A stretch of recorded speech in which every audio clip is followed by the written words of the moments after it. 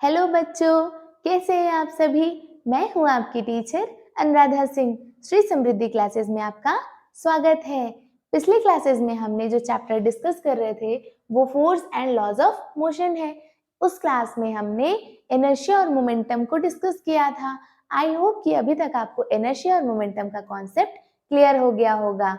इस क्लास में हम Newton's first law of motion को डिस्कस करेंगे। तो चलिए बिना टाइम वेस्ट किए हम इसे देखते हैं। Newton's first law of motion है हमारा, a body at rest will remain at rest and a body in motion will continue in motion in a straight line with a uniform speed. जो हमारा body है या कोई object है, अगर वो रेस्ट में है तो हमारा वो रेस्ट में रहेगा, अगर वो मोशन में है तो वो कांस्टेंट स्पीड से, कांस्टेंट वेलोसिटी से वो मोशन में ही रहेगा, वो स्टॉप नहीं होगा। कब तक ये चीज होगी? unless जब तक it is compelled by an external force to change its state of rest or of motion, uniform motion।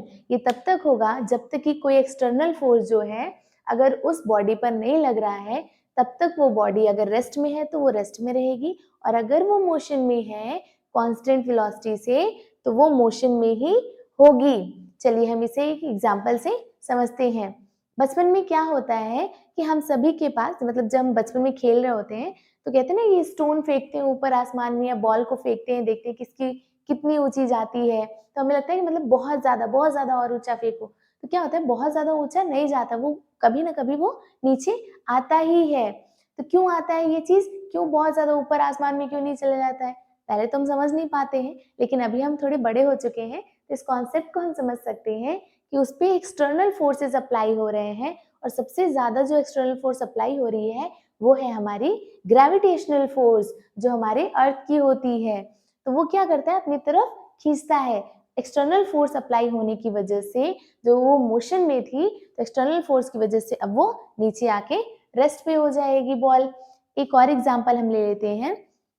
अगर हम कोई बॉल है और उसको रोल आउट करते हैं, ठीक है, रोल आउट करते हैं, सिर्फ आगे फेंकते हैं, तो तब तक मोशन में ही रहेगा जब तक कोई उस पर एक्सटर्नल फोर्स अप्लाई नहीं होगी साइंस के टर्म में। लेकिन वो कहते हैं ना, अगर ऐसी कोई बॉल फेंके तो वो अगर फेंकेंगे तो कुछ टाइम के बाद वो रुक ही जाएगी। ऐसा तो है नहीं कि कंटिन्यू मोशन में ही रहे।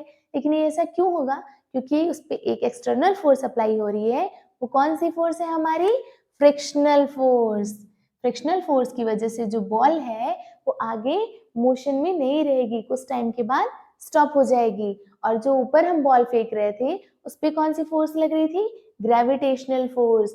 ऐसी और भी बहुत सारे फोर्सेस हैं जो एक्सटर्नल फोर्स की तरह काम करते हैं, और अगर कोई बॉडी रेस्ट पर है तो वो रेस्ट पे ही रहेगा तब तक जब तक कि कोई एक्सटर्नल फोर्स उस पर अप्लाई नहीं की जा रही है।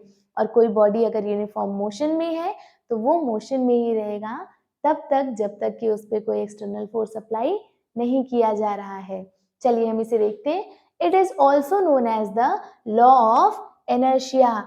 इसी Newton's first law of motion को ही हम लॉ ऑफ इनर्शिया कहते हैं। इनर्शिया हमने पिछले क्लासेस में बहुत ही अच्छे से डिटेल में एक्सप्लेन किया है, आप वहां से उसे देख सकते हैं। लॉ ऑफ इनर्शिया होता है the tendency of a body to oppose any change in its state of rest और ऑफ यूनिफॉर्म मोशन। अगर कोई बॉडी रेस्ट में है तो वो मोशन में आने के लिए अपोज करेगी, नहीं मोशन में आना चाहेगी, और अगर कोई बॉडी मोशन में है तो वो रेस्ट में आना नहीं चाहेगी, उसको रेजिस्ट करेगी, अपोज करेगी। तो यही जो टर्म था हमारा इनर्शिया था, और लॉ ऑफ इनर्शिया होता है Newton's first law of motion. ठीक है, आई थिंक ये कॉन्सेप्ट आपको क्लियर हो गया होगा। आगे की वीडियोस में हम मिलते हैं आपसे आगे के टॉपिक्स के साथ। अगर आपको हमारे वीडियो अच्छी लगे होंगे तो इसे एक लाइक कर दीजिएगा। अगर आप हमारे चैनल पे नए हैं तो चैनल को सब्सक्राइब कर दीजिएगा, एंड कमेंट में लिखना बिल्कुल नहीं भूलिएगा कि आपको ये वीडियोस कैसे लगे। आज के लिए बस इतना ही, आगे की क्लासेस मिलते हैं हम आगे के टॉपिक्स के साथ। तब तक के लिए बाय बाय।